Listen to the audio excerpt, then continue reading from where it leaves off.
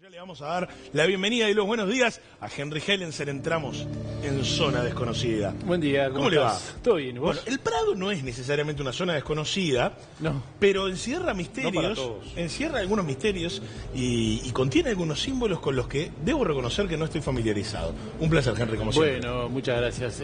Sí, empezamos a notar de que varias cosas pasan en Montevideo, ¿no? Que uno va recorriendo diferentes partes de la ciudad y va encontrándose con cierto tipo de simbología que no sabe cómo interpretar y piensa, ¿en qué habrán pensado, cuál habrá sido la intencionalidad para generar este tipo de símbolos, este tipo de figuras, ¿no?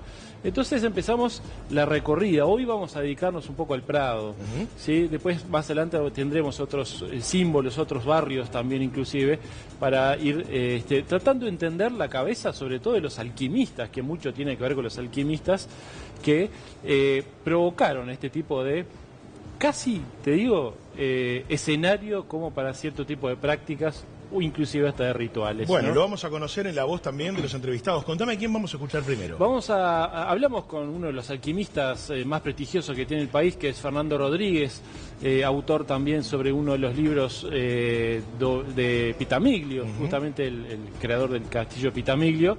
Y él nos explicaba algunas cosas que tienen que ver, primero que nada, con el Hotel del Prado. Que no sé si te acordás, porque aparte nos enseña mucho también un poco de historia, ¿no? Que antes de que estuviese el mausoleo en la Plaza Independencia, ¿vos te acordás lo que había ahí? No, la verdad que no. No, había una fuente. Había una fuente que ahora está en el Hotel del Prado. Eso es una de las cosas también que nos comenta Fernando Rodríguez. Si querés... Ya mismo lo vemos entonces.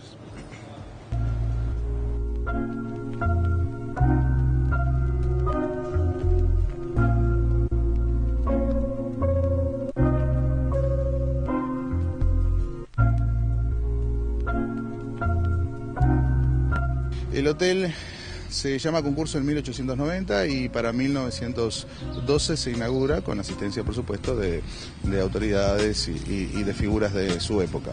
Luego, y con el correr de los años, van a pasar importantes figuras internacionales, como el que fuera presidente de los Estados Unidos, Roosevelt. También vamos a encontrar en 1925, cuando el príncipe de Gales hace una visita al Uruguay, también se da una vuelta por aquí. Si bien esto siempre fue, o desde su reinauguración, fue un salón de actos, de té, de festividades, no cumplió nunca con la función de hotel. El que cumplió con la función de hotel fue el anterior, que se llamaba el Recreo del Prado, donde las parejas venían a pasar su luna de miel. Dentro de algunas corrientes filosóficas de acá del Uruguay, se considera el Prado como la zona con mayor tradición de alquimistas, o donde la alquimia sentó sus reales. Es decir, un espacio físico donde la simbología, donde el placer de caminar tranquilamente por los espacios, tiene mucho de lo que hoy llamaríamos zen, iba en concordancia con el pensamiento de los alquimistas, que no trabajaron muy lejos de aquí, porque esta zona, la zona de Villa Colón, de Lezica, serían los puntos claves en el siglo pasado, donde hubieron fraternidades, cofradías, gente que se asoció y que practicaban la alquimia filosófica y operativa. Yendo al monumento que está representado enfrente al hotel, hay dos personas, dos hombres y una mujer, que tienen unos cántaros. ¿Qué significa? Es muy interesante la representación simbólica. Primero un poco de historia. Esta pieza viene aquí, estaba primero ubicada en la actual Plaza Independencia. Antes que se hiciera el monumento a Artigas, esta pieza era la que ocupaba el centro de la Plaza Independencia. Luego se traslada aquí, según algunos, en 1922, y representa al río Paraguay, al río Paraná y al río Uruguay. Me hace acordar mucho a la pieza que está en Navona de Bernini, donde se representan a los cuatro ríos, al Ganges, al Danubio, al Nilo y al Río de la Plata también. ¿Y cuál es la función en un monumento, digo a nivel místico, ¿no? ¿Cuál es la función de mostrar ríos importantes? Bien. desde el punto de vista alquímico, el mar de los filósofos, se menciona un término de continuo y es el mar de los filósofos, donde se desarrolla la obra. Y el mar de los filósofos hace dos acepciones inmediatas. Primero el agua, y luego el verdadero mar de los filósofos no es el agua, es el aire. En esta zona están representados los 4 elementos. Disimuladamente y luego, obviamente, de varias reestructuras, esto está trabajado para que funcione como un centro de poder, como se podría conocer dentro de algunas áreas del misticismo. Centro de poder en donde hacían rituales, o se hacen rituales todavía, se hicieron. Bueno, sí, es útil para realizar operativas de todo tipo, no solamente alquímicas, porque en este caso los elementos están anclados en el caso del Rosedal en una pieza enorme, ahí debajo donde están los juegos infantiles hay un pequeño arroyito, hay una caverna, está representado un dios, Zeus, entonces no tan evidentemente podemos encontrar indicios de que sí, que fue un lugar hecho a propósito, que habrá llevado décadas a armarlo, pero fue con una idea, partiendo de una idea, de que sirviera. Luego hay otras asociaciones que se pueden hacer, pero que sirviera por lo menos como quizás sí una base de operaciones, además de un lugar de solaz. La cámara de Darwin Hermida posándose en diferentes lugares, muy interesante lo que decía Fernando. Yo te preguntaba fuera del aire, digamos, toda esta simbología, ¿para qué tipo de rituales se podía aplicar? Sí, era una de las cosas que consultábamos con Fernando Rodríguez, y uno se pone en la cabeza de quienes armaron todo eso, ¿no? Claro. Fíjate que una estructura millonaria, justamente, diseñando casi que todo un barrio, para también ser útil a un sentir o una práctica espiritual. Esa práctica espiritual, y respondiendo a lo que preguntabas, apunta básicamente siempre a llegar al conocimiento. Esa es una de las bases de los alquimistas, ¿no? Uh-huh. Y eso también sucede, por ejemplo, con el Rosedal, ¿no? O la Rosaleda, que así se le decía también, ¿no? ¿También? También. Digo, porque uno lo imagina como algo, un paisaje natural, agreste, agreste no, bastante organizado en sí, pero es un paseo. Es un paseo para ver flores, y en realidad no, tiene mucho simbolismo. Tanto es así que cuando fue creado en el centro geográfico, exactamente, a todos los límites de Montevideo, ¿no?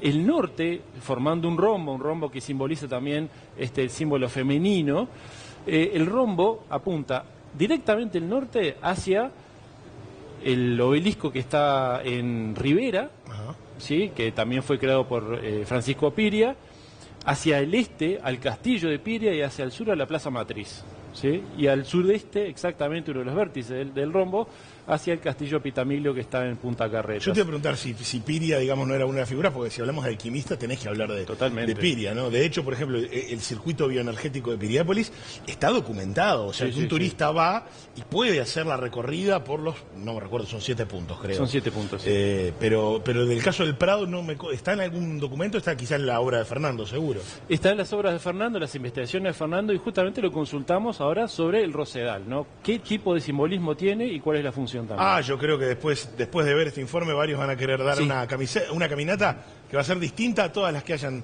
dado antes. Lo vemos.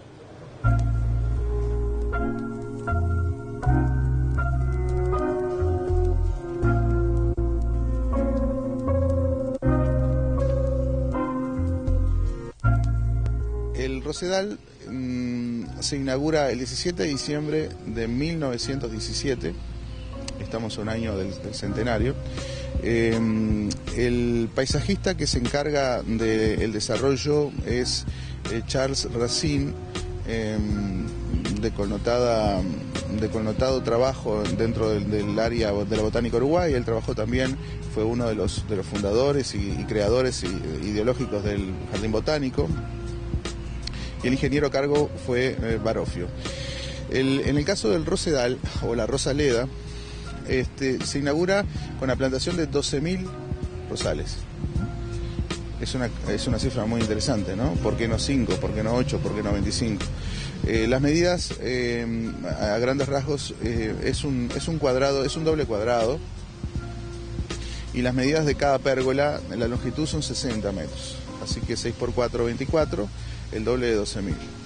Y podríamos seguir evolucionando en los números. Se conoció incluso en un comienzo como Rosarium. Y todo eso, no es menor, y hay que decirlo, corresponde claramente a la identificación que se hace con el tema de la alquimia y de la piedra filosofal. La rosa es el elemento floral que distingue mejor a la gran obra, y nunca mejor expresado aquí, además de que es un lugar de solaz, es un lugar que tiene ciertos números que invitan a reflexionar por lo menos de que no es casualidad que se haya hecho esto. Si lo vemos de arriba, el rosedal sobre todo, o la rosaleda, tiene también como una figura que parece significativa, parece como media mística, ¿no? Primero está orientado a los puntos cardenales y sigue la mejor de las orientaciones además. O sea, entre este monumento, el hotel, el rosedal y otras piezas hay la orientación es exacta. Segundo, si uno observa el rosedal desde arriba es un doble cuadrado, como te decía recién, un doble cuadrado, o sea, un cuadrado que tiene 8 brazos. El cuadrado con 8 brazos también es muy representativo del tema de la alquimia y va simbolizando o quiere simbolizar la cuadratura del círculo, es decir, cuando la materia se va espiritualizando hasta volverse un círculo perfecto, algo espiritual. ¿Hay algún tipo de aprovechamiento que se pueda hacer de la rosaleda, por ejemplo, algún tipo de circuito alquímico que uno pueda hacer dentro, puede aprovechar para hacer algún tipo de meditación, de ritual o algo que puedas recomendar?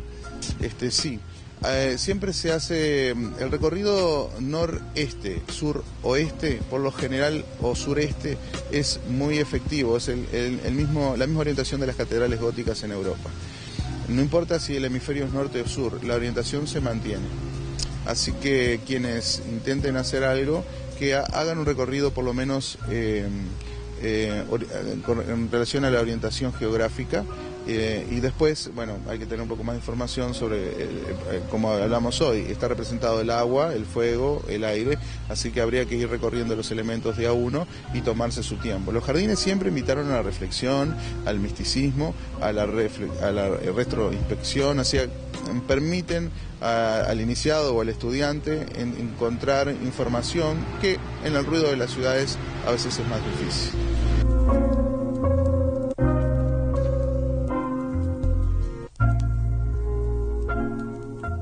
No, esa última toma aérea Está preciosa, sí. Es espectacular. Y me quedo también con eso que decía Fernando, ¿no? Como a veces el ruido también de las ciudades y de lo cotidiano hace que capaz que nos reparemos en estos datos que están allí. Capaz que no hay que buscarlos explícitamente. Digamos, uno lo percibe de recorrerlo. Que invitan justamente a la conexión, ¿no? Y al conectarnos capaz que le encontramos nuestra propia interpretación. Y eso es lo que recomendaba justamente Fernando Rodríguez. Y es un poco también lo que nos motivó a hacer esto y seguir haciéndolo después con otro tipo de sectores, ¿no? Y otro tipo de monumentos también, que hay unos cuantos, ¿no? Que estuvimos revisando y parece que Montevideo fue creado por alquimistas y masones, ¿no?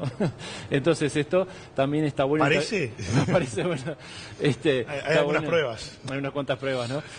Y además interpretar qué es lo que quisieron hacer, por qué esa disposición, por qué ese simbolismo, por qué esa geometría también y esa numerología que nos acompaña en lo cotidiano que no reparamos. Mirá, el otro día un televidente me comentaba, ¿cuándo Henry se va a meter con los fantasmas de las salas teatrales? Vos sabías que en varios teatros sí. Hay algunos relatos. Los hemos tratado en nuestro otro programa, pero en radio sobre todo.